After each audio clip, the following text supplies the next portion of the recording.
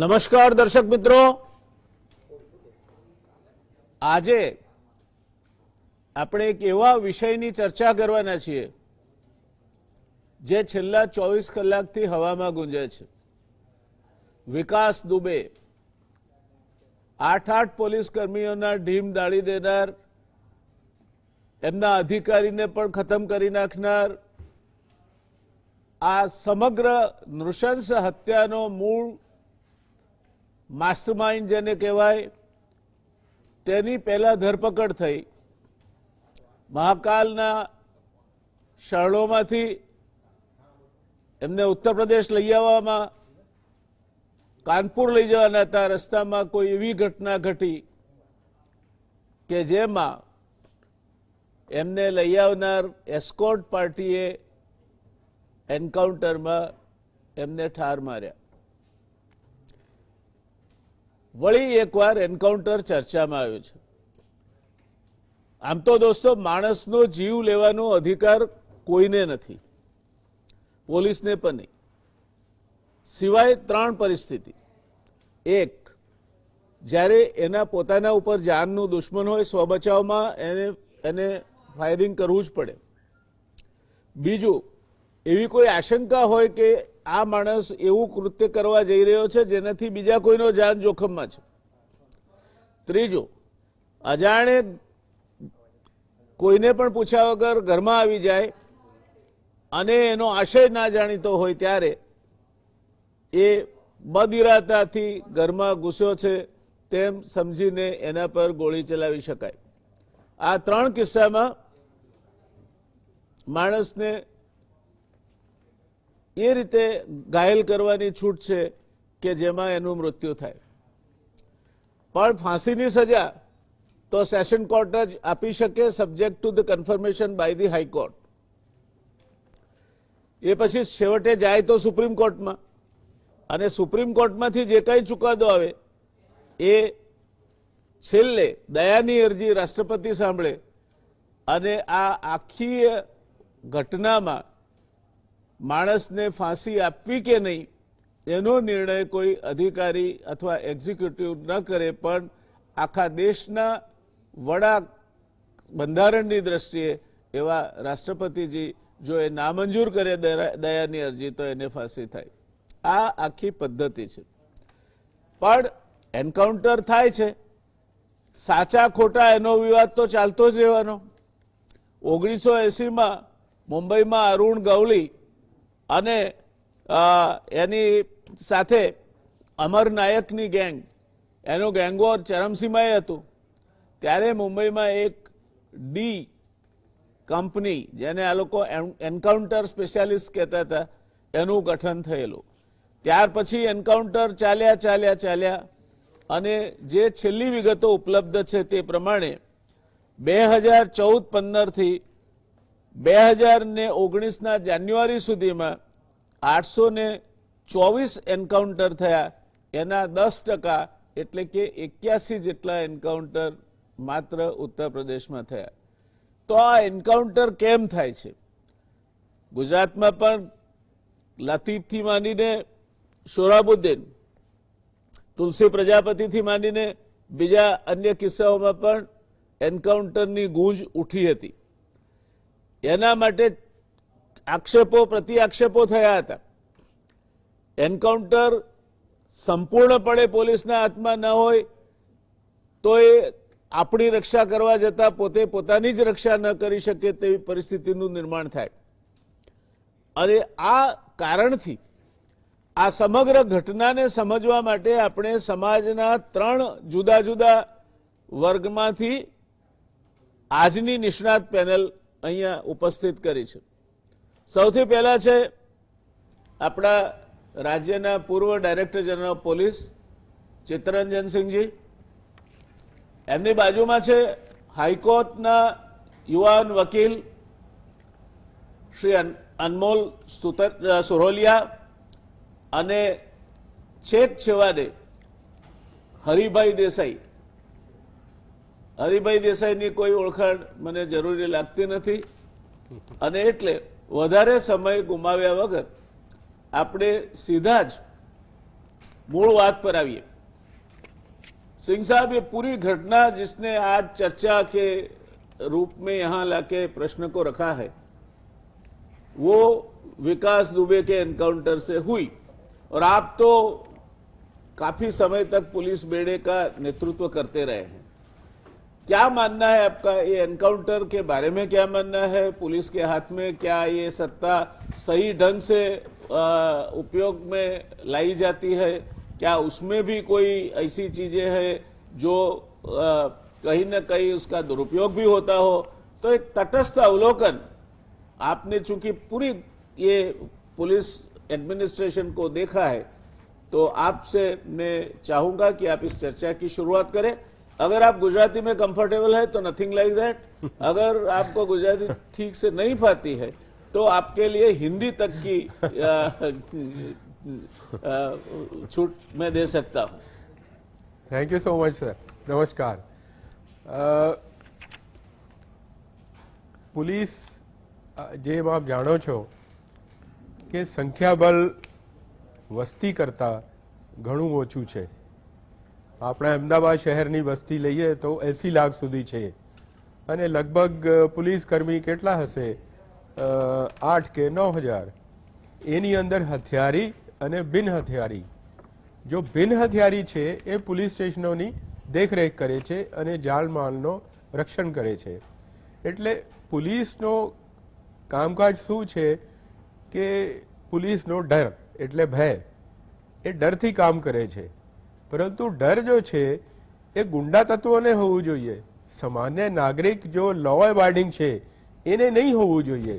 ધીમે ધીમે શું થયું છે કે પોલીસની કામગીરી વધતી ગઈ અને આપણા જો આઈપીસી છે એની અંદર સામાન્ય નાગરિકને, પોલીસને પણ હક છે કે જો એની જાનમાલને અથવા એની મિલકતને સાહેબે જેમ કહ્યું કે નુકસાન પહોંચાડવાની કોશિશ કરે તો આપ એને બળ વાપરીને એને આપ અટકાવી શકો છો।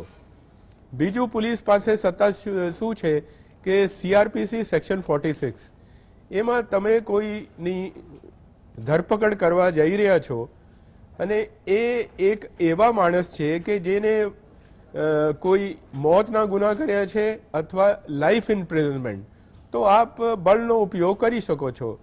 હવે કેટલો બળ અને કેટલો ડર એની મૂલ્યાંકન કોણ કરે? તેના માટે આપણી ન્યાયપાલિકા છે। Ultimately it is the courts who decide કે what is the right of private defence. આપના ઘરમાં ચોર આવે, આપ એને ગોળી મારીને ઉડાડી દો, that is excess of force, એ બળ વધારે પૂરતું છે। So you can't go by that. તો એ બળ કેટલું હોવું જોઈએ તેના માટે ડિપાર્ટમેન્ટમાં પણ ચેક્સ એન્ડ બેલેન્સીસ છે। એક પીઆઈ પીએસઆઈની ઉપર ડીવાયએસપી છે, એસીપી છે, ત્યાર પછી એસપી છે, ડીઆઈજી છે, રેન્જ જોઈન્ટ સીપી છે આપણા શહેરોમાં, અને આપણા ડીજી સાહેબ બેઠા છે, ત્યાર પછી સીઆઈડી ક્રાઇમ છે। એટલે પોલીસે અયોગ્ય બળ વાપરીને તોમતદારને કાબૂ કર્યા છે કે કેમ, તેના માટે ચેક્સ એન્ડ બેલેન્સીસ છે। સાહેબે જેમ કહ્યું કે મુંબઈ શહેરમાં 1995 થી 1997 સુધી 99 એન્કાઉન્ટર્સ થયા, જેમાં 135 ક્રિમિનલને ઠાર મારી દીધા। ત્યાંના સિવિલ લિબર્ટીઝવાળા ઠેઠ સુપ્રીમ કોર્ટ સુધી પહોંચ્યા અને સુપ્રીમ કોર્ટે 2014માં 16 ગાઈડલાઈન આપી છે। એ ગાઈડલાઈનમાં એટલે કે આપણો દેશનો કાયદો બની જાય છે કે આવા સંજોગોમાં કે જ્યાં સામાવાળાની મૃત્યુ થાય છે પોલીસના ગોળીથી, તો તેમાં તાત્કાલિક એફઆઈઆર નોંધવું જોઈએ અને એ એફઆઈઆર નોંધી તેની તપાસ ઇન્ડિપેન્ડન્ટ એજન્સી, એટલે જે પોલીસની પાર્ટીએ એને માર્યા છે એ નહીં, પરંતુ બીજા કોઈ સિનિયર ઓફિસરો એક એસઆઈટી જેવી ટીમ ગોઠવીને એની ઇન્ડિપેન્ડન્ટ તપાસ હોવું જોઈએ, અથવા તો સીઆઈડી ક્રાઇમ આપણા દરેક રાજ્યમાં છે, અથવા તો એની તપાસ કરે।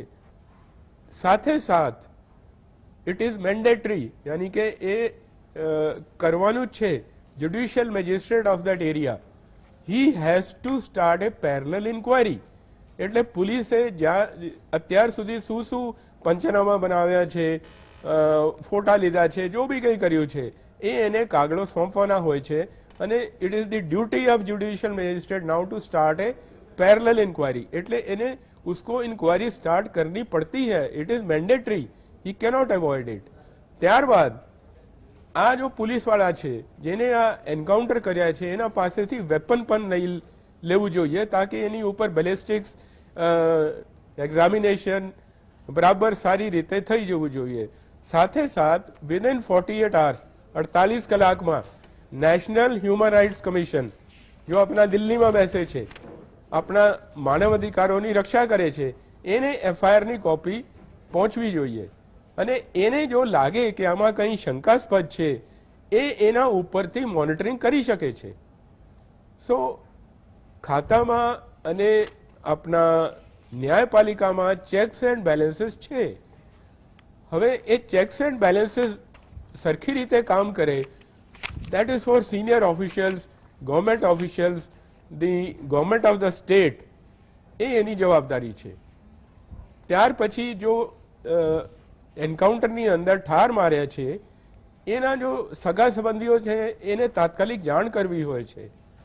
અને તેની અંદર જોગવાઈઓ છે કે જો આપણા રાજ્ય સરકાર યોગ્ય લાગે તો એને કોમ્પન્સેશન આપે, પરંતુ એને ન્યાય મળે તે માટે FIR is mandatory and independent સ્વતંત્ર ઇન્વેસ્ટિગેશન હોવું જોઈએ. એટલું છે સર. ખૂબ સરસ.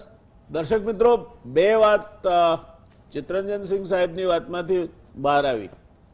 એક, કાયદો ને વ્યવસ્થા જાળવવા માટે અમદાવાદ જેવા મોટા શહેરમાં પણ પૂરતી પોલીસ સંખ્યા નથી અને એમાં અડધો અડધ બિન હથિયારધારી છે. 9,000 કે 10,000 ગણીએ તો 5,000 બિન હથિયારધારી છે. અને એટલે સિંઘ સાહેબે જે શબ્દ વાપર્યો તે તમારે ધ્યાનમાં લેવા જેવો છે. એમણે કહ્યું કે પોલીસનો ડર હોવો જોઈએ. અને આ મહત્વનો શબ્દ છે કે છેલ્લા કેટલાક વર્ષોમાં આપણે લોકશાહીના નામે પોલીસનો ડર ઓછો થાય તે પ્રકારના કામો પણ કર્યા છે. પહેલા એક ગામ હોય અને એના ચોરામાં એક ખાલી હવાલદાર આવે, કોન્સ્ટેબલ આવે અને કોઈને ચોરામાં બોલાવે તો ભલભલા ચમરબંધીઓના કપડા ઢીલા થઈ જતા હતા.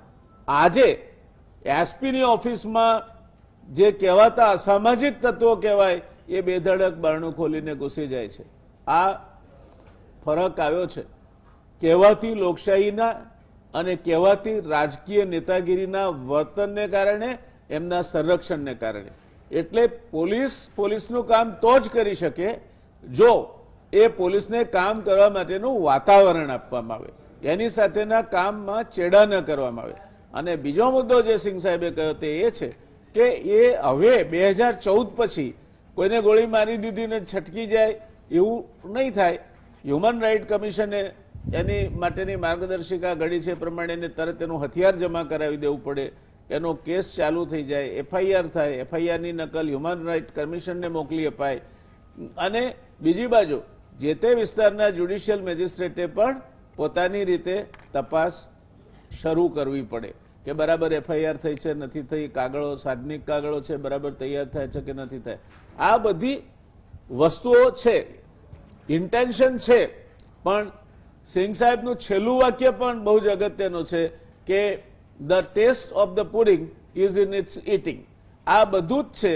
અને છતાંય જે તે રાજ્યની સરકારો કેટલી એને પ્રતિબદ્ધતાથી સ્વીકારે છે અને અનુસરે છે એના ઉપર આ બધાનો આધાર રહે છે. અનમોલજી, આપ તો વકીલ છો, હાઈકોર્ટમાં પ્રેક્ટિસ કરો છો આપ.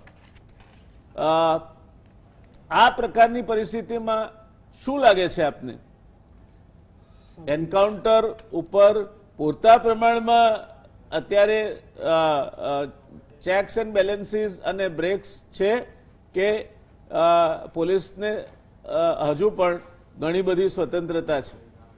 સૌથી પહેલા આભાર મને અહીંયા બોલાવવા માટે. અને જે સૌથી પહેલા હું પ્રકાશ નાખવાની કોશિશ કરીશ કે જે બધા નાગરિકો છે એમને under the constitution of India એટલે ભારતના સંવિધાનના અંદર આર્ટિકલ 21માં right to life and personal liberty આપી છે અને એ જે રાઇટ ટુ લાઈફ અને પર્સનલ લિબર્ટી છે એ ખાલી ને ખાલી ત્યારે જ લેવાઈ શકે છે એમનાથી જ્યારે તમે કાયદાનો પ્રયોગ કરો અને કાયદાને ધ્યાનમાં રાખીને એમનાથી લો. જે આર્ટિકલ 21 છે એ એવું કહે છે કે no person shall be deprived of his life and personal liberty except according to the procedure established by law. એટલે એક પ્રોસિજર આપ્યું છે લોની અંદર, એ પ્રોસિજર પ્રમાણે જ તમારે એમની લાઈફ એન્ડ પર્સનલ લિબર્ટીની જોડે છેડખાની કરવાની જરૂરત છે, ત્યાં સુધી નહીં. હવે અહીંયા એક મને કોટેશન યાદ આવે છે સર વિલિયમ બ્લેકસ્ટોનના, એ જાનામાના લોયર હતા ઇંગ્લિશ ટાઈમ્સના. એમને કીધું હતું કે 10 guilty persons may accept but one innocent should not be the sufferer. એટલે આટલું બધું પ્રોટેક્શન આપ્યું છે કાયદામાં. હવે જે criminal law of the land છે એ આપણું છે ઇન્ડિયન પિનલ કોડ 1860, જે આપણી જેને કહીએ આપણે સબસ્ટેન્ટિવ રાઇટ્સ બતાવે છે ઇન્ડિયામાં. એમાં સેક્શન્સ 96 થી લઈને સેક્શન 106 સુધીમાં એક્સેપ્શન્સ આપ્યા છે, જ્યાં તમે ફોર્સ યુઝ કરી શકો છો કોઈ પણ માણસની સામે જ્યારે તમારી પોતાની પર્સનલ લિબર્ટી થ્રેટન્ડ હોય.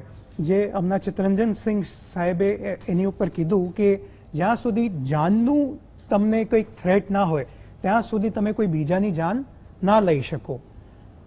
હવે હું કોઈક ઉદાહરણની સાથે સમજાવવાની કોશિશ કરું કે આ કયા સર્કમસ્ટાન્સીસમાં અને કઈ રીતે આ થાય છે, તો એક ઉદાહરણ આપવા માંગુ છું અહીંયા કે જે ઘણા બધા ઇંગ્લિશ અને અમેરિકન કેસીસ એવા છે જેમાં આવું ઇન્સ્ટન્સ સામે આવ્યું છે. ફોર એક્ઝામ્પલ, એક ચાલતી ગાડી હોય, એ જતી હોય સ્પીડમાં અને એમાં સસ્પિશન હોય અને તમને એવું લાગતું હોય કે ભાઈ આમાં ક્રિમિનલ્સ જઈ રહ્યા છે અને લગભગ સેમ ટાઈમ ઉપર ત્યાં એક બીજો પોલીસ વ્હીકલ હોય એ પણ જતો હોય. એમને એવી માહિતી મળી ગઈ કે ભાઈ આ વ્હીકલ છે અને આમાં આટલા બધા ક્રિમિનલ્સ જઈ રહ્યા છે તો તમે એમને પકડી લો. તો એ ઘણું પ્રયાસ કરે છે એમને પકડવા માટે, પણ તોય એમને એવું લાગે છે કે ભાઈ હવે ચેઝ જે છે અમારું એ પૂરું થઈ જશે ને અમે પકડી નહીં શકતા. એ સાયરનનું પણ વપરાણ કરે છે અને જેટલી પણ વોર્નિંગ આપી શકતા હોય એ આપવાની કોશિશ કરે છે, તો એ કંઈ થતું નથી.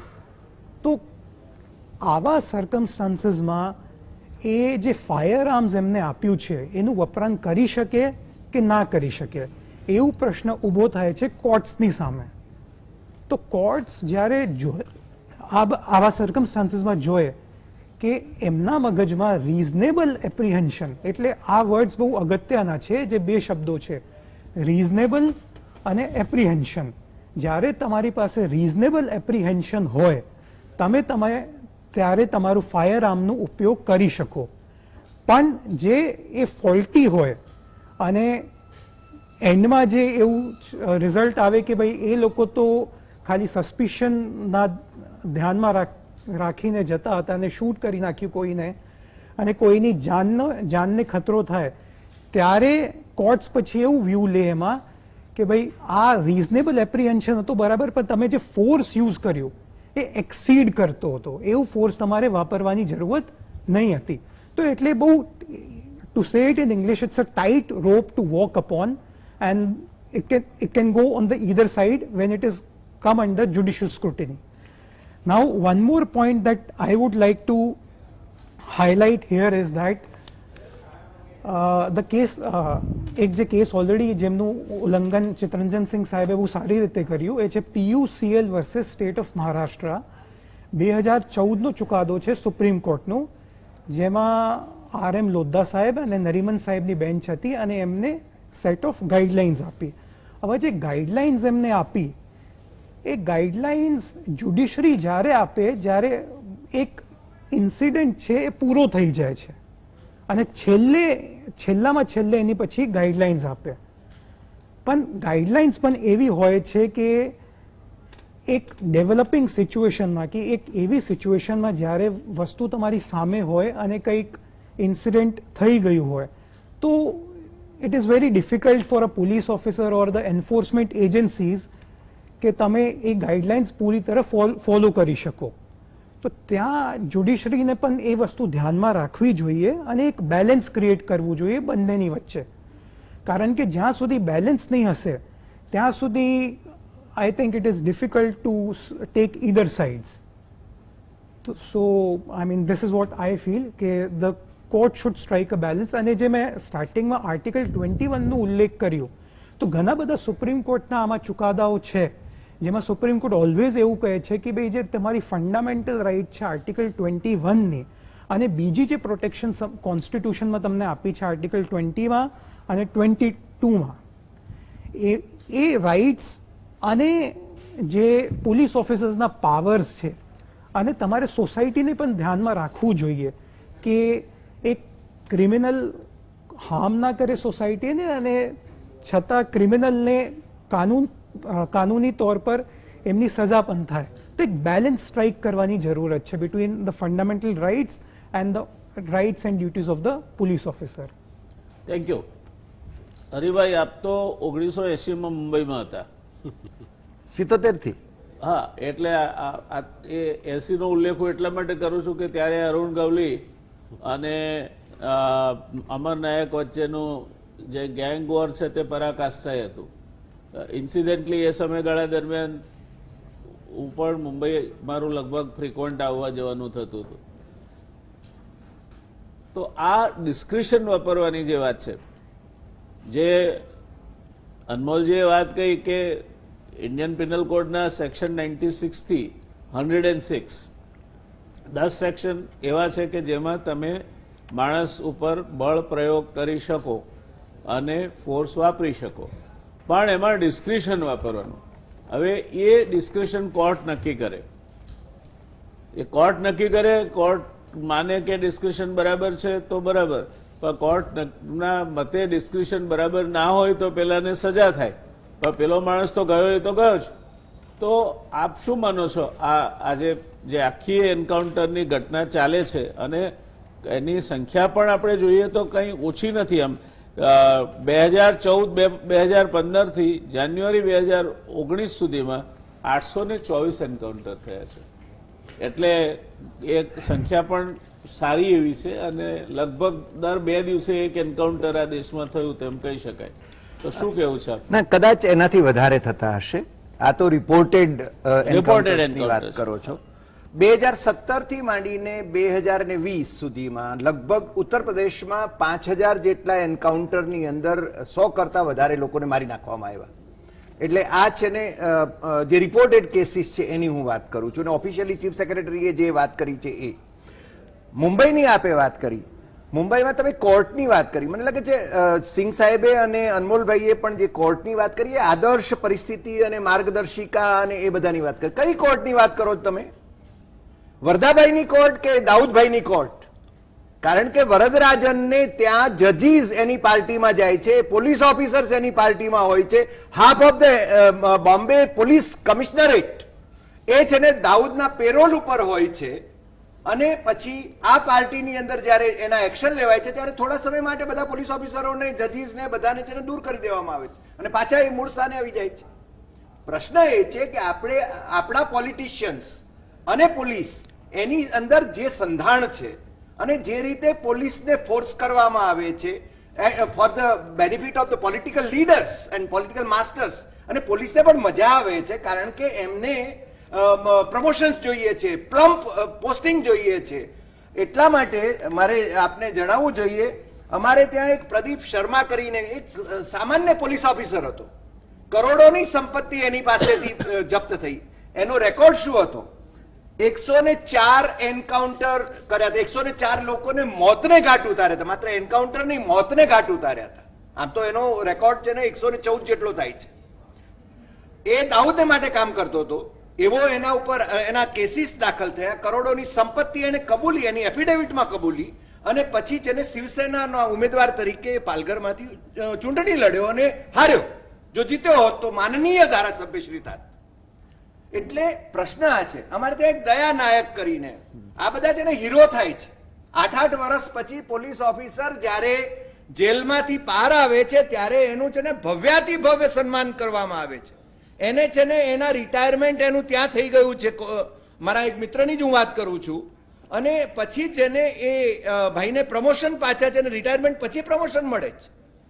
આ કયા પ્રકારની વ્યવસ્થા છે? એટલે આ છે ને આદર્શોની અને માર્ગદર્શિકાની વાત કરવી એ બહુ સહજ છે. માર્કેન્ડે કાટઝુ 2011માં સુપ્રીમ કોર્ટના જજ તરીકે જે રિટાયર થયા એમણે કહ્યું હતું કે every encounter is a cold blooded murder. આ છે ને, અને બીજું આ ગઈકાલે વિકાસ, આ જે વિકાસ નું જે એન્કાઉન્ટર થયું વિકાસ દુબેનું, ગઈકાલે મારા સેવકે એને કહ્યું હતું કે સાહેબ કાલે છે ને કાલ નહીં ભાડે. આ મારી ઓફિસની અંદર આવીને એને યુપી નો છે, એને કહ્યું કે સાહેબ કાલ નહીં ભાડે, અને એ જ થયું. એટલે કારણ કે ઘણા બધા politicians they were suppose to be expose by him. પણ બીજી વાત એ છે, દુબેની વાત છે, દુબેના 2-3 વર્ષ પહેલા જ કેટલાક એને પોતાની જુબાનીમાં છે ને 2-3 MLA નું નામ લીધા હતા અને આજ સુધી કઈ નથી થયું. કારણ કે આ બધા છે ને પ્રોટેક્શન થાય. અમારે ત્યાં તો 80, 82, 85 આવા એન્કાઉન્ટર મુંબઈમાં, તમે મુંબઈની વાત કરી એટલે કહું છું. અને એટલા માટે જજીસને કોણ રિસ્પેક્ટ આપે છે? અને એ જજીસ પેલા વરદરાજન ગેંગસ્ટરના એની પાર્ટીની અંદર હોય છે. એની વિડીયો જયારે બહાર આવી ત્યારે એક્શન લેવાયા, અને એ ટેમ્પરરી ફેઝ માટે. એટલે પ્રશ્ન આ છે જયનારાયણભાઈ કે કોણ કોના માટે કામ કરે છે? પોલીસ છે ને. અને બીજું, આપણે ત્યાં તો ગુજરાતની અંદર તો પહેલા તો મુસ્લિમોના એન્કાઉન્ટર થઈ જતા હતા અને હા આપણે તાળીઓ પાડતા હતા, વાહ વાહ વાહ, આ તો છે ને આતંકવાદી હતો. Media also plays a role કે દરેક એન્કાઉન્ટરની અંદર જે માર્યો ગયો એને છે ને જ્યારે પ્રેસ બ્રીફિંગ થાય છે પોલીસ ઓફિસરો તરફથી ત્યારે એને આતંકવાદી ગણાવી દેવામાં આવે છે.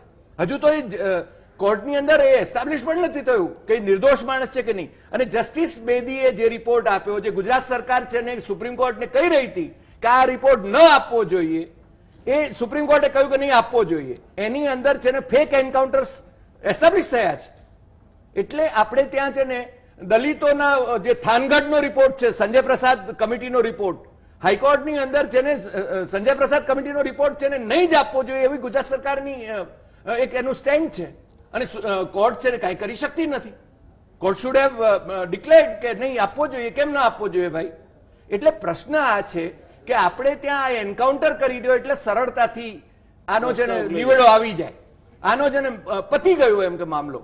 પણ ખરેખર છે ને આ તો કાલ ઉઠીને તમારું કે મારું એન્કાઉન્ટર કરી દેશે ને આપણને છે ને હવે તો સર્ટિફિકેટો આપવામાં આવી રહ્યા છે. તમે નેશનાલિસ્ટ છો કે એન્ટી નેશનાલિસ્ટ છો? મારે તો કોઈ સર્ટિફિકેટ, મારે કે તમારે કોઈ સર્ટિફિકેટની જરૂર નથી.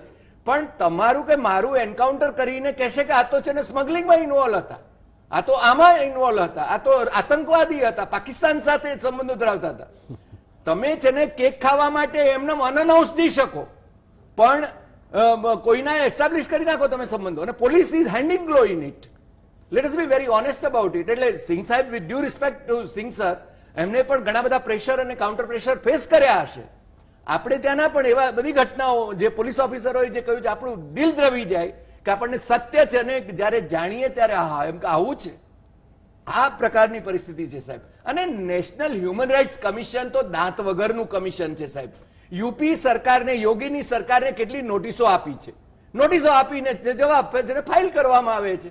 એક સુપ્રીમ કોર્ટનો જે રિટાયર્ડ ચીફ જસ્ટિસ હોય છે એને બેન દેવામાં આવે છે, અને બાકીના મળતિયાઓ છે એની અંદર. કોઈ પણ સરકાર હોય, કોંગ્રેસની સરકાર હોય કે બીજેપીની સરકાર હોય, આ છે ને આ એક ખાના પૂરતી થાય છે, એના સિવાય બીજું કશું થતું નથી. દર્શક મિત્રો સાંભળ્યા હરિભાઈને તમે, અને એમનો આક્રોશ પણ સાંભળ્યો હશે. હરિભાઈ જયારે બોલે છે ત્યારે છાપરે ચડીને બોલે છે. સાચી વાત તો કહેવી પડશે. ના, કેવી પડે. હરિભાઈ, આવું તમારા જેવું કોઈક બીજાએ કહ્યું છે. એનું નામ છે માર્ક ટલી. એના પુસ્તકનું નામ છે ફ્રોમ રાજ ટુ રાજીવ. એ પુસ્તકમાં એક ચેપ્ટર છે નેતા બાબુ રાજ, અને એક્ઝેક્ટલી એને આપે જે વાત કરી તે અધિકારીઓ સાથે રાજકીય નેતાઓની પોતાના હિત ખાતર પોતાની અણઆવડત એમના ખભે મૂકીને આગળ લઈ જવા માટેની આખી રાજરમતમાં હવે અધિકારીઓનો ઉપયોગ થાય છે, એ વાત માર્ક ટલીએ કરી છે. એક બીજું પુસ્તક છે TSR સુબ્રમણ્યમ, એ પૂર્વ કેબિનેટ સેક્રેટરી હતા. એ જયારે કલેક્ટર તરીકે એમની પહેલી વાર નિમણૂક થાય છે ત્યારે જાય છે એમના ચીફ મુખ્ય સચિવને મળવા માટે, અને પછી લખે છે પુસ્તક યુપીમાં એ લખે છે પુસ્તકમાં કે Puri, mister Puri from ICS looked younger than his age. In the privacy of his chamber, he offered me a cup of coffee and a cigarette. And then he volunteered with the advice that if you sleep with Gram Sevikas, but do it discreetly, I don't mind. But if you fail to maintain law and order, I will finish you. And he says, I remembered it twice in my career. Mercifully, second time I will not mention, but first time he says, when I was appointed as the chief secretary of the riot on Uttar Pradesh after Babri demolition, I gave the same order sans the first parts to my divisional commissioners. So this is now a well established fact. લોકશાહી હવે એટલા હદ સુધી વિસ્તરી છે કે સિંઘ સાહેબ હવે તો પબ્લિક પ્રાઇવેટ પાર્ટનરશિપ નામનો કન્સેપ્ટ આવ્યો છે. એમાં પોલીસ સ્ટેશન બંધાય સરસ મજાનું રૂપકડું, અને એ પોલીસ સ્ટેશનમાં ફાળો આપનારા જોઈએ આપણે તો બધા જ સંદિગ્ધ રેકોર્ડવાળા માણસો હોય, કોઈ બુટલેગર હોય, કોઈ દારૂનો અડ્ડો ચલાવતો હોય, તો કોઈ મટકું લખતો હોય, તો કોઈ વળી કંઈ બીજું કરતો હોય. હવે તમે એક તો નામો બદલી નાખ્યા છે, સેવા સદન. અરે ભાઈ, he is the chief executive of the district. એને તમે ડિવેલ્યુએટ શું કરવા કરો છો? આ જ પુસ્તકમાં, even taking 2 minutes, I like to mention it. Please. TSR Subramanian writes, એને એક સક્સેના કરીને મામલતદાર રિટાયર થાય છે. તો TSR સુબ્રમણ્યમ એના અધ્યક્ષ સ્થાને આ સમારંભ હોય છે, અને પછી લખે છે કે since I had nothing to do, I started chatting with Saxena and I asked him that Saxena, તમે બંને સરકારો જોઈ છે, તમે બ્રિટિશ રાજ પણ જોયું અને તમે હાલની લોકશાહી સરકાર પણ જોઈ. હવે તમે નોકરીમાંથી નિવૃત્ત છો, તો તમારો ખરેખર અભિપ્રાય શું છે આ બંને સરકારો બાબતમાં? અને એ પછી જવાબ આપે છે. Saxena came up with some queer looking comparison. સક્સેનાએ કહ્યું કે સાહેબ, બ્રિટિશ રાજમાં એ તહેસીલદાર એ પોતે કલેક્ટરની માફક વર્તતો હતો અને એને કલેક્ટરની જેમ ટ્રીટ કરવામાં આવતો હતો. અત્યારે એક કલેક્ટર તહેસીલદારની માફક વિચારે છે, તહેસીલદારની જેમ વર્તે છે અને તહેસીલદારની જેમ એને બહાર ટ્રીટ કરવામાં આવે છે. અને પછી લખે છે કે this was in 1966. I don't know what would have happened if Saxena would have lived to see the present day government. અત્યારે રાજકીય હેતુઓ માટે સરકારી તંત્રનો સંપૂર્ણ ઉપયોગ, અને એમાં કોઈ પાર્ટી બાકાત નથી, એટલે કોઈએ પણ બંધબેસતી પાઘડી પહેરી લેવાની જરૂર નથી. બધી જ સરકારો આ કરે છે. ચૂંટણીની યાદી, મતદાર યાદી બનાવવાથી માંડીને ચૂંટણીની ગણતરી થાય ત્યાં સુધી જે કોઈ સત્તાવાળા છે અથવા તો જે સત્તા પોતાની વાપરી શકે છે એના લાભાર્થે જ દરેક ખાતું વપરાય છે. અને એટલે સિંઘ સાહેબ, આપને મારે પૂછવું છે કે આ બધી જોગવાઈઓ તો બહુ વેલમિનિંગ છે, અને આપ તો બહુ અનુભવી પોલીસ અધિકારી છો, you had a very meritorious and distinguish career, પણ તને લાગે છે કે આમાં કઈ દમ છે? અત્યારે આ જે વાત કરી કે જ્યુડિશિયરી વર્ધીભાઈની પાર્ટીમાં જાય, એ જ્યુડિશિયરી અત્યારે અનેકોની પાર્ટીમાં જતી હશે. આપણે કંઈ જોવા નથી ગયા એટલે કોઈના ઉપર આપણે આક્ષેપ કરવાની જરૂર નથી, પણ આ તો કિસ્સા પુરવાર થયેલા કિસ્સા છે. તો આ આખું જો એક નેક્સસ ઊભું થયું હોય તો એમાં ગુનેગારને સજા થાય એવી શક્યતા આપ જુઓ છો? આમાં સાહેબ હું મારો જ આપના દાખલો આપું છું કે હું 2009 થી 2013 ફેબ્રુઆરી સુધી રાજ્યના ડીજી તરીકે, પહેલા હું ઇન્ચાર્જ હતો, ત્યાર પછી મુખ્યમંત્રીશ્રીએ મને કાયમી કર્યા.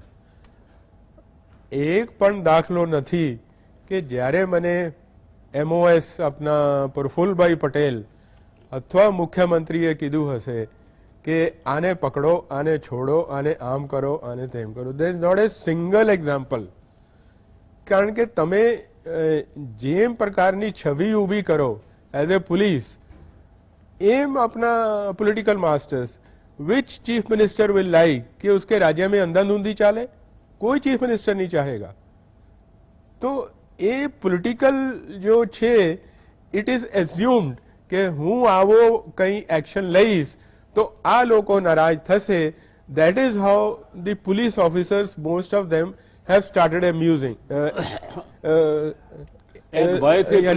હા, એ લોકોને કાલ્પનિક ભય છે કે ભાઈ હું આવો એક્શન લઈશ તો આવું થશે, આવું થશે, આ લોકો નારાજ થશે.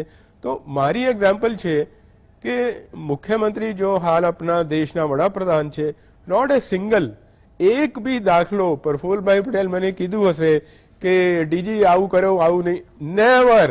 ઇન્સ્ટેડ મને બોલાવીને આપણા વડાપ્રધાન સાહેબ એ જ કહેતા હતા કે તમારી અવાજ ઠેઠ પોલીસ સ્ટેશન સુધી પહોંચવી જોઈએ. એટલે મેં શું કર્યું કે મારી ઓફિસની અંદર ટેલિવિઝન, લોકલ ન્યૂઝ ચેનલ ચાલે જ, કાયમી ચાલે. એટલે ત્યારે હું જોઉં કે ભાઈ કંઈ ઘટના એવી છે એટલે તાત્કાલિક સ્ટેટ કંટ્રોલ છે એને હું કહું કે આવું આવું થયું છે, એસપીને પૂછો શું છે. મારો સેલફોન સરકાર જો એના બિલ આપે છે એ એટલા માટે છે કે પબ્લિક મને ફોન કરી શકે અને હું એને અટેન્ડ કરી શકું તો ઠીક.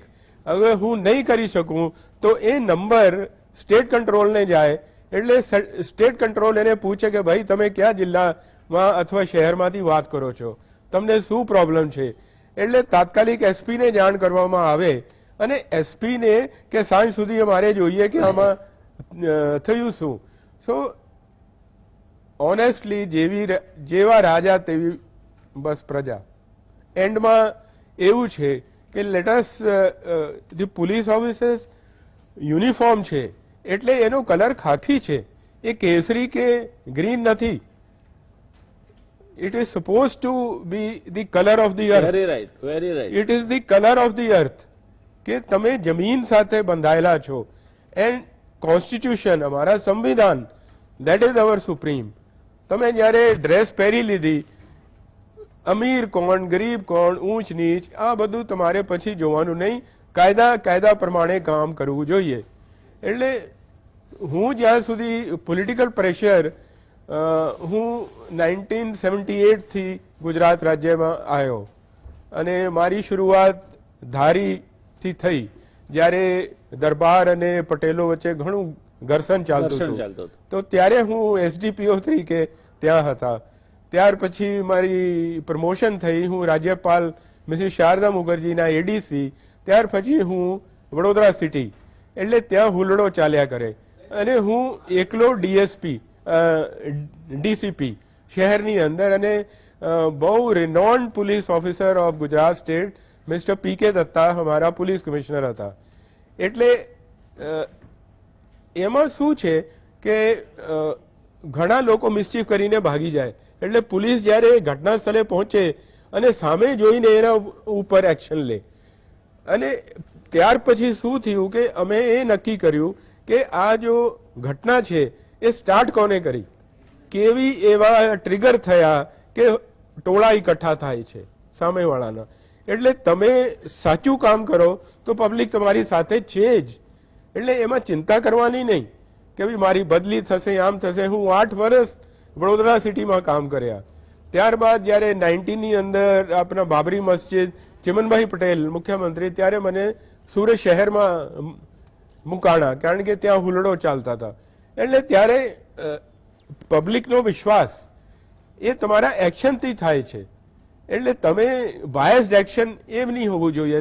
અમારાથી પહેલા શું પોલીસ કરતી હતી, યાર આટલા હિન્દુ પકડ્યા છે ને હવે આટલા મુસ્લિમ પકડી લો, આપણા બેલેન્સ કરી દઈએ. આવું નહીં થવું જોઈએ, કારણ કે તમારી ચાર્જશીટ, કેસ ડાયરી, પુરાવા બધા કોર્ટમાં જવા થઈને મૂલ્યાંકન થવાનું છે.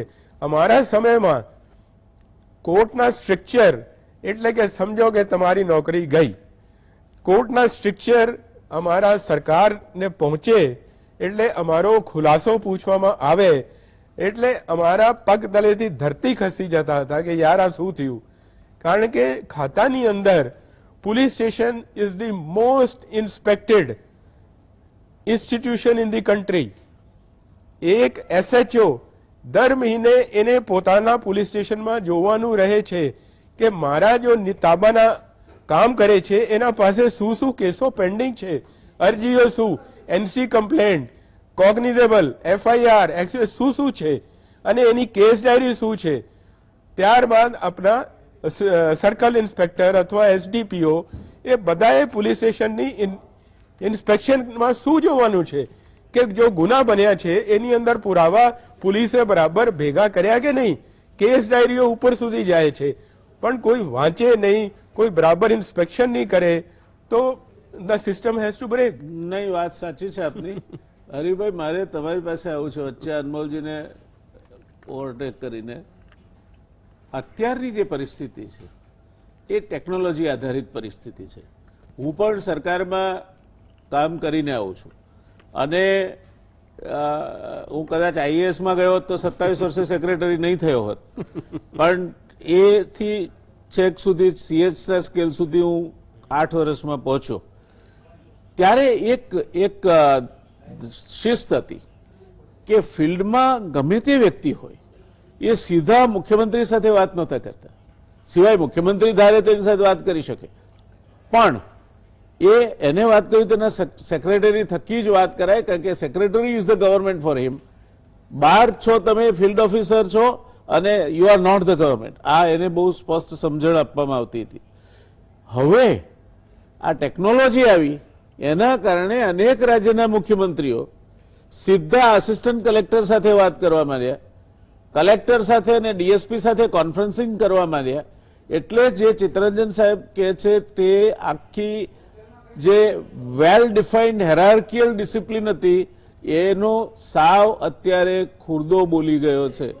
અત્યારે એક કલેક્ટરને મેં એવું કહેતા સાંભળ્યા છે એના સેક્રેટરીને कि सर बता दिया CM साहब को वो प्रेजेंटेशन वीडियो कॉन्फ्रेंसिंग में कुछ 2-4 चेंजेस करने हैं, हम कर देंगे. હવે એ ફાઇનલ થઈ ગયું. એના સેક્રેટરીને ખબર નથી એને શું બતાવ્યું છે. આ ટેકનોલોજીના કારણે જે બધા શોર્ટકટ્સ અને મુખ્યમંત્રીઓની વધારે પડતી ઘેલછા આ શોર્ટકટ્સ વાપરવાની, એના કારણે અત્યારે જે સિંહ સાહેબનો જમાનો હતો એ જમાનામાં જે ડિસિપ્લિન હતી એ રહી નથી અને એને કારણે વહીવટી તંત્રને સહન કરવું પડ્યું છે. આ પરિસ્થિતિમાં આ ઘટનાઓ જે બને છે એમાં રાજકીય હસ્તક્ષેપ, સાહેબે સાચું કહ્યું, શું કરવા એમને કે સીધા જો DSP ને કહી શકાતું હોય કે સબ ડિવિઝનલ ઓફિસરને કહી શકાતું હોય, કલેક્ટરને કહી શકાતું હોય, DDO ને કહી શકાતું હોય, they are very willing to comply with, કારણ કે એમને પોસ્ટિંગ જોઈએ છે સારા, એમને ગુડ બુક્સમાં રહેવું છે. સિનિયર ઓફિસર્સ તો દે નો ડિસ્ક્રિપ્શન. પેલાને CM વાત કરે એટલે અડધો તો જમીનથી 4 ફૂટ અંદર થઈ જાય. આ પરિસ્થિતિના કારણે અત્યારની પરિસ્થિતિમાં રાજકીય હસ્તક્ષેપ વધ્યો હોય એવું આપ માનો છો? નહીં, હું એકદમ આપની સાથે સંમત છું આ બાબતમાં અને મેં આના વિશે ઘણું બધું લખ્યું પણ છું, કારણ કે સિવિલ સર્વિસ વિશે મને લખવા માટેનું છે ને ખૂબ મન થતું હોય છે હંમેશા, કારણ કે સરદાર પટેલે કઈ કલ્પના સાથે સિવિલ સર્વિસ શરૂ કરી હતી. IAS અને IPS, આપણે ત્યાં પહેલા ICS અને IP ની વ્યવસ્થા હતી, એને રિપ્લેસ કરીને 1946માં. અને એ છે ને એમના જે આદર્શો હતા અને એ વખતે એમણે જે કહ્યું હતું એ વાત મને લાગે છે કે આપણા દર્શકોને પણ આપણે જણાવવા જેવી છે કે એમણે એમ કહ્યું કે મેં મારા સેક્રેટરીને છૂટ આપી છે કે તમે મારા મત કરતા પણ જુદો મત ધરાવતા હો અને એ રાજ્યના હિતમાં હોય, રાજ્ય એટલે કે દેશના હિતમાં હોય, તો તમે ફાઇલ ઉપર એ જરૂર મૂકજો. આજે છે ને મુશ્કેલી એ થઈ છે કે આ આખી શિસ્ત તૂટી ગઈ છે. વિડીયો કોન્ફરન્સિંગ થી સીધી કલેક્ટરોની સાથે જે વાત થાય છે, મેં આવું અનેક વાર લખ્યું છે કે એને કારણે તમે કહો છો એવું જ થાય છે કે ડીજીપીની પાસે સાથે વાત કરવાની જરૂર જ નથી, ચીફ સેક્રેટરીની સાથે વાત કરવાની જરૂર જ નથી. Secretary doesn't know what the collector has talk to the chief minister. એ તો સીધું એમ કહે છે કે સાહેબ આ જ કરવાનું છે, આ છે ને સીએમ સાહેબનો હુકમ છે અને સીએમ સાહેબે કહી દીધું. આને કારણે આખી શિસ્ત છે ને તૂટી ગઈ. હું એક સાદું ઉદાહરણ દઉં. જે વર્ષો પહેલા કેશુભાઈ પટેલ આપણા મુખ્યમંત્રી થયા એના પહેલા એમના ભાઈની ધરપકડ થઈ હતી અને એની સાથે સાથે બીજા પણ છે ને એક બહુ જ મહારથીની ત્યાં રાજકોટમાં ધરપકડ થઈ હતી. ત્યારે રાજીવ ટકરુ ત્યાં આગળ કલેક્ટર હતો. એ વખતે હું રાજીવની સાથે બેઠો હતો અને એ વખતે એક રાજ્યના કેબિનેટ મિનિસ્ટર, મને નામ દેવામાં પણ જરાય વાંધો નથી, વિજયદાસજી મહંત, એ છે ને ફોન કરે પણ પછી જેને ફોન કરીને પાછો બંધ કરી દે, ફોન કરે ને બંધ કરી દે. રાજીવે કહ્યું કે એમણે મને શું કહેવું છે મને ખબર છે પણ એ કહી શકતા નથી કે તમે આમને છોડી મૂકો. સમજ્યા? એટલે એક મિનિસ્ટરને પણ છે ને એક ડર રહેતો હતો. અત્યારે તો એવો કોઈ ડર રહ્યો નથી. અત્યારે તો મિનિસ્ટરોનો શું ભાવ પૂછાય છે, મિનિસ્ટરોને કોણ ગણકારે છે. કોઈ મને એક મિનિસ્ટર બતાવો કે જે એમ કહી શકે કે આમ જ થશે એમ. આ છે ને આ પરિસ્થિતિ છે સાહેબ. અને આ સિવિલ સર્વિસની દુર્દશા છે એમ નહીં, પણ મિનિસ્ટરોની પણ આ જ હાલત છે. Thank you. As a lawyer, Anmolbhai, last words from you. Your 2 minutes. હું આટલું જ કહેવા માંગુ છું કે everything begins from the society. જેમના આ બધી જે વાતો થાય છે એમાં એટલું જ નીકળે છે બહાર કે જેવી સોસાયટી થશે એવા જ લોકો તમને પબ્લિક લાઈફમાં અને પબ્લિક સર્વિસમાં જોવા મળશે. એવા જ તમને પોલીસ ઓફિસર જોવા મળશે, એવા જ તમને વકીલો જોવા મળશે અને એવા જ તમને જે સિવિલ સર્વન્ટ્સ છે જેની ઉપર બધું ઢાંચું હોય છે ગવર્નન્સનું. બ્યુરોક્રેસી એક બહુ જ ઇમ્પોર્ટન્ટ આસ્પેક્ટ છે જે લોકોને અને પોલિટિશિયન્સને કનેક્ટ કરે છે. તો એ પણ બહુ બધું સુધારવાની જરૂરત છે. અને જે આપણું જે આમ વિષય છે આ દુબેને લઈને, તો એ વિષયમાં પણ આ એક એક જેને કહીએ કે ઓર્ગેનાઇઝડ ક્રાઇમ છે. તો એક ઓર્ગેનાઇઝ સ્ટ્રક્ચર હતું. It could have been between the bureaucracy, the politicians, other people, etc.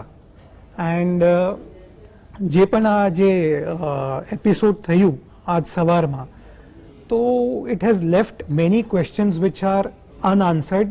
It has raised many questions, I would say. અને હું એક લીગલી એક વાત કહેવા માંગુ છું કે there are two aspects. One is pre-arrest and one is post-arrest. I do believe that when it is pre-arrest, there are chances, આવા ચાન્સીસ છે જ્યારે પ્રી-અરેસ્ટ હોય કે એન્કાઉન્ટર કરવાની જરૂરત પોલીસ ઓફિસર્સને પડે છે. પણ when it is post-arrest, તો I am strictly of the opinion that the criminal or whoever they have apprehended, he has to face the judicial scrutiny. Judicial scrutiny is a must so that everything comes on record, બધું તમને જાણવા મળે અને you can question the people. જે લોકો જે Nexus છે એ કાઢવું હોય બહાર તો તમે એ લોકોને પૂછપરછ કરી શકો in court of law. Very true. દર્શક મિત્રો, છેવટે જેમ આપણે છાશ સોલવી અને માખણ નીકળે એ માખણનો પિંડો અનમોલભાઈએ કાઢી આપ્યો આપણને. એમનું કહેવું બહુ સ્પષ્ટ છે કે તમે ગુનેગારને જ્યારે તમારા કબજામાં લેવા માટે જાઓ છો, એને તમારે બંધક બનાવવાનો છે, ત્યારે તો એ છૂટો છે, એની પાસે હથિયારો છે, એ પોતાની અનુકૂળતા પ્રમાણે મૂવ કરે છે અને ત્યારે એ સૌથી વધારે ઘાતક છે. ત્યારે જ તમારે એની સામે ફોર્સ વાપરવો પડે, એન્કાઉન્ટર કરવું પડે, એ સમજી શકાય તેવું છે.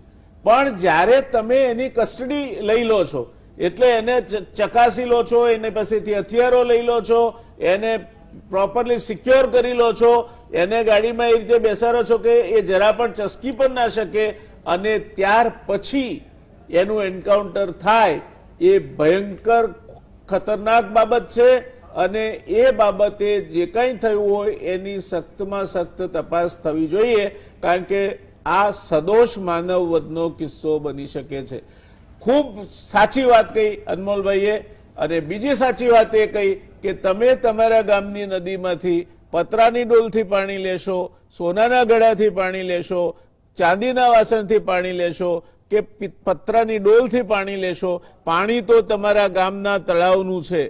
ચાહે સિવિલ સર્વન્ટ હોય, ચાહે વકીલ હોય, ચાહે વેપારી હોય, ચાહે પત્રકાર હોય, કોઈ પણ હોય, એ સમાજમાંથી આવે છે. અને જ્યાં સુધી એ પાણી સમાજનું છે એવું જ છે ત્યાં સુધી આ બધા પાસેથી આપણે બિલકુલ હરિશ્ચંદ્ર બનવાની અપેક્ષા રાખી ના શકીએ. આપણા માટે પણ આત્મનિરીક્ષણ કરવાનો આ પ્રશ્ન છે. એટલે આ બંને મુદ્દા અનમોલભાઈ તમને મેં જાણી જોઈને છેલ્લે રાખ્યા હતા, કારણ કે મારે તમારી પાસેથી એની તારવણી જોઈતી હતી અને તમે બિલકુલ સરસ રીતે એની તારવણી કરી આપી. ચિત્તરંજનસિંહ સાહેબ, આપનો હૃદયપૂર્વક આભાર. અનમોલભાઈ, આપનો પણ આભાર. અને હરિભાઈ, આપનો પણ ખૂબ ખૂબ આભાર. દર્શક મિત્રો, આજની ચર્ચાને અહીં વિરામ આપીશું. મળીશું આવતીકાલે ફરી એક નવા વિષય સાથે. જોતા રહો ગુજરાત સમાચાર ટેલિવિઝન. શુભરાત્રી. Take care.